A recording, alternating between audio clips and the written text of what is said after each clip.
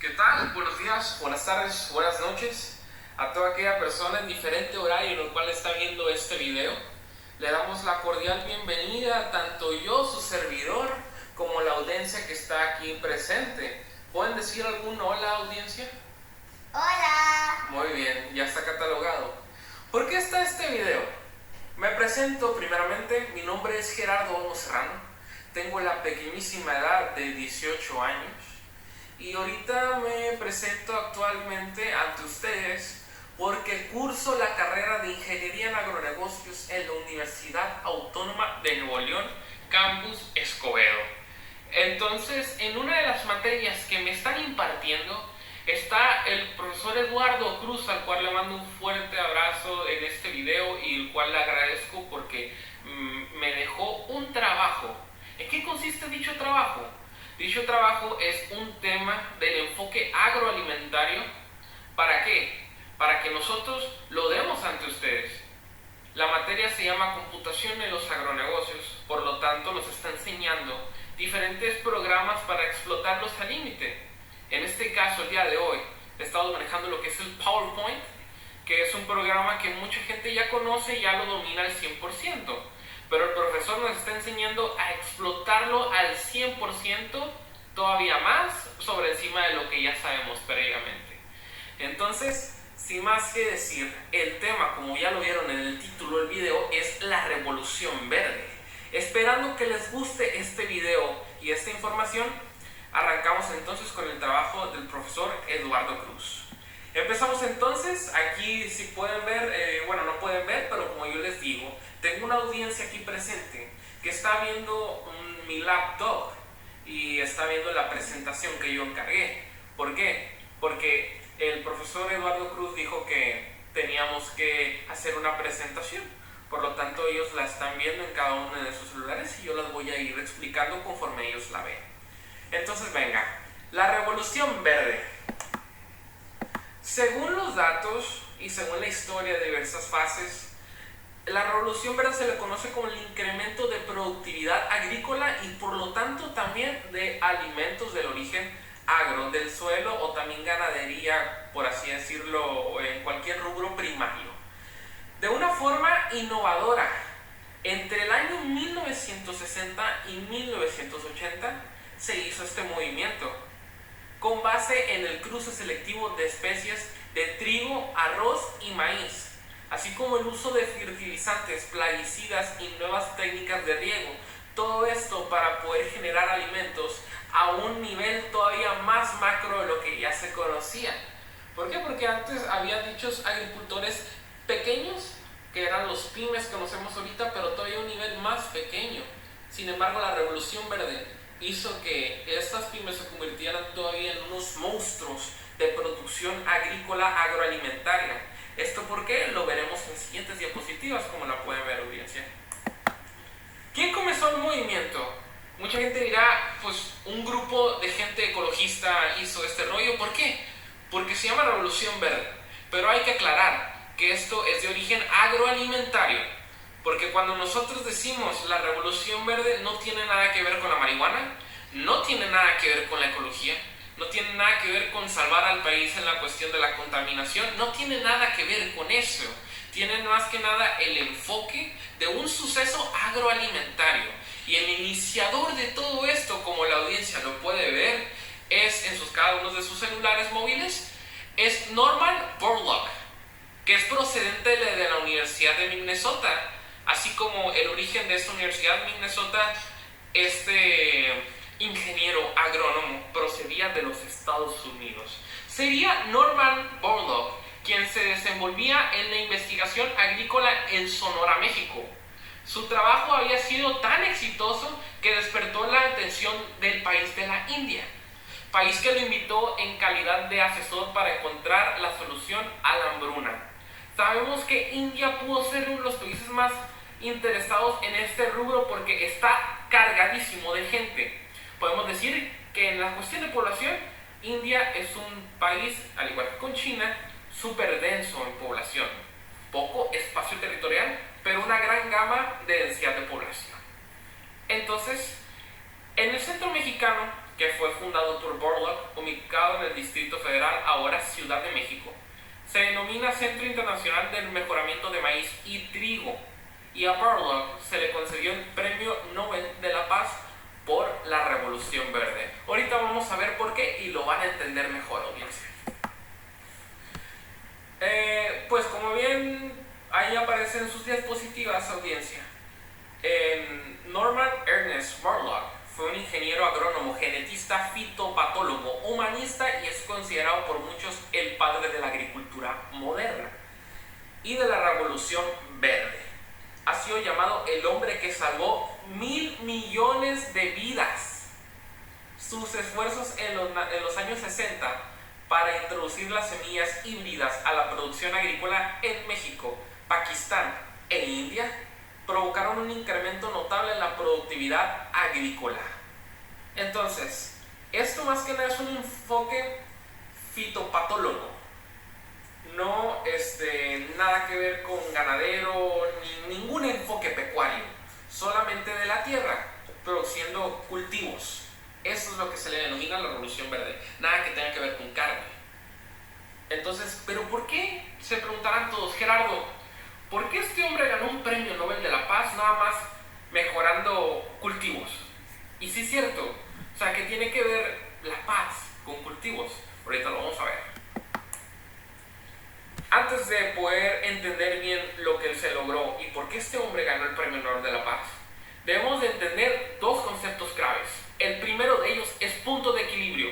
Según las fuentes bibliográficas, definimos al punto de equilibrio cuando en la población existe un punto alrededor del cual se mantiene fluctuando la densidad poblacional cuando las condiciones ambientales son relativamente estables.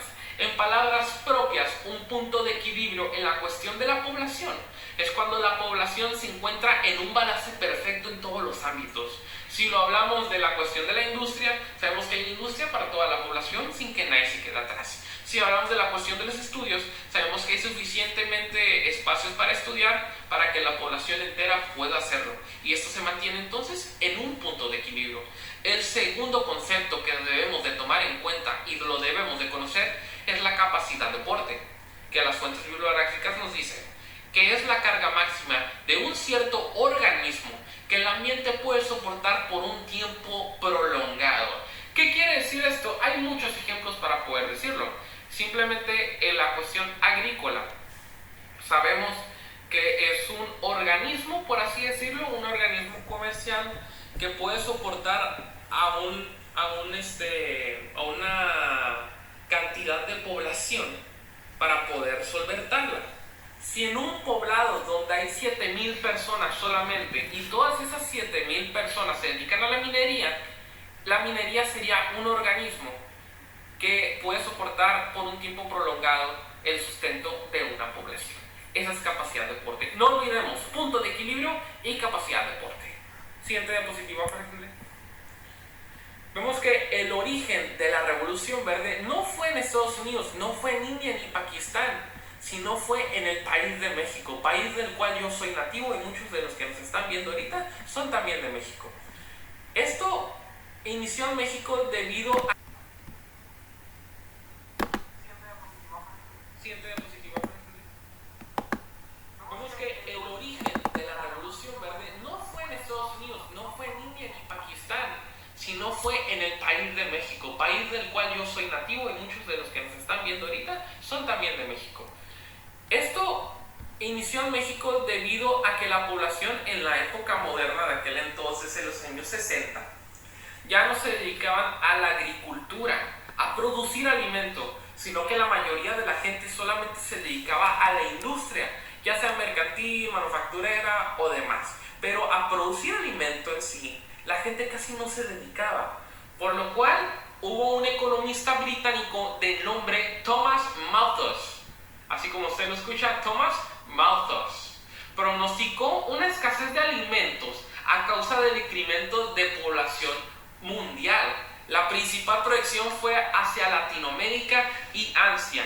Entonces, tanto Asia como Latinoamérica, donde se encuentra México, se había pronosticado que los alimentos no iban a ser suficientes para poder cubrir a toda una población que iba a ser prevista en un futuro. Entonces ya no iba a haber un punto de equilibrio y la capacidad de deporte se iba a venir abajo. De manera que el mundo se iba a morir de hambre, o gran parte del mundo se iba a morir de hambre, porque no había suficientes alimentos para poder salvar a esas personas que iban a morir de hambre. Fue entonces cuando esa densidad de población incrementó y la producción agrícola bajó. Entonces ya no se podían alimentar más bocas. Entonces, ¿qué pasó? Vino entonces a salvarnos lo que es la Revolución Verde. ¿Y en qué consistió entonces? Ya lo hemos mencionado, pero consistió en la siembra de variedades mejoradas del maíz, trigo y otros granos. Entonces se mejoraron, o sea, hubo más variedades para que se pudieran sembrar más. También se efectuó el uso de fertilizantes, plaguicidas y también mecanismos automotrices como son los tractores para poder sembrar, haciendo que la siembra fuera una actividad masiva. Si antes se sembraban 10 hectáreas, ahora se iban a sembrar 100,000 hectáreas. ¿Todo esto por qué? Para poder tener para poder generar la salvación, por así decirlo, de la hambruna en ese momento. Entonces, ¿por qué ganó el premio de la paz Burlock? Pues porque generó la variedad mejorada de maíz, trigo y otros granos para que se pudiera tener un progreso agroalimentario para poder salvar a todo el incremento de población que se esperaba en un futuro. Por eso es que ganó el Premio Nobel de la Paz, porque salvó a muchísimas generaciones que todavía ni siquiera llegaban, sino que se esperaban que iban a llegar. Ese fue entonces el por qué ganó el Premio Nobel de la Paz. Entonces la Revolución Verde, yo creo que fue causa de que mucha gente ahorita esté viviendo. ¿Por qué? Porque sabemos que sin comida no vivimos. El humano puede dejar de vestir, puede dejar de tener cosas, no sé, una silla, puede tener los móviles que ustedes están viendo en la presentación, pueden dejar de existir, la ropa que están utilizando, los carros, todo es un lujo, no es nada esencial para vivir. Pero sin alimento, ahora sí que no podemos vivir. Físicamente y antropológicamente hablando, no podemos vivir sin alimento. Por lo tanto, este señor salvó a mucha gente. Por eso es que se le atribuye el Premio Nobel de la Paz, y el cual estamos muy agradecidos. Como les digo, yo curso la materia de computación en los agronegocios, que es generar un negocio de industria agroalimentaria y también de agrolujo, por así decirlo, pero mi enfoque en lo personal es el agroalimentario. Por lo tanto, siento que la Revolución Verde es el principio de una idea de querer alimentar a la gente de una manera industrial. Entonces yo creo que por eso es muy necesario conocer este acontecimiento. Esa es mi opinión. Creo que es algo fundamental si estás estudiando algo que tenga que ver con el rubro agroalimentario, ya sea genetista, agrónomo, agronegocios, ciencias alimentarias. Necesitas conocer este suceso, porque es un acontecimiento que marca el impulso de tal vez tu carrera, porque lo hace con la mía. Ese es mi pensamiento, es mi conclusión. Y ahora a la gente que ahorita se encuentra aquí, no sé si quiera hacerme una pregunta. ¿Crees que vaya a haber otra revolución verde? Sinceramente, creo que no creo que vaya a haber otra revolución verde, porque todo ya está mejorado y hay el 70% o el 73%, no conozco bien la cifra exacta, de todo el alimento que se produce en el mundo se desperdicia, o sea, se tira, no se consume. Por lo tanto, creo yo que tenemos todavía un 73% más de comida en el mundo que podemos consumir. Por lo tanto, creo que ya no va a haber una revolución verde, o por lo menos a mí no me va a tocar vivir una más. ¿Alguna otra pregunta? ¿Tú piensas que la revolución fue buena o mala?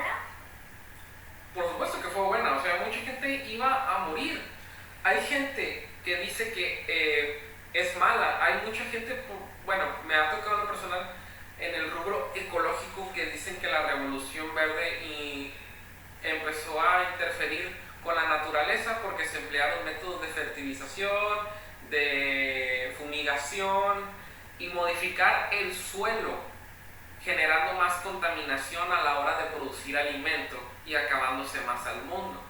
Pero pues digo, ¿era eso o que mucha gente se moría de hambre? Entonces yo que trabajo trabajo en querer formarme para ese rubro agroalimentario, yo confío en que mi respuesta es correcta al decir que fue bueno. No por nada este hombre recibió el Premio Nobel de la Paz, el ingeniero Burlock. Pues creo que ya es suficiente con el tiempo. Agradezco a mucha gente por su atención. Agradezco al profe Eduardo Cruz por instruirme y motivarnos con este trabajo para poder dar un tema usando los programas que debemos de tener conocimiento de cómo usarlos en un futuro para nuestra vida profesional.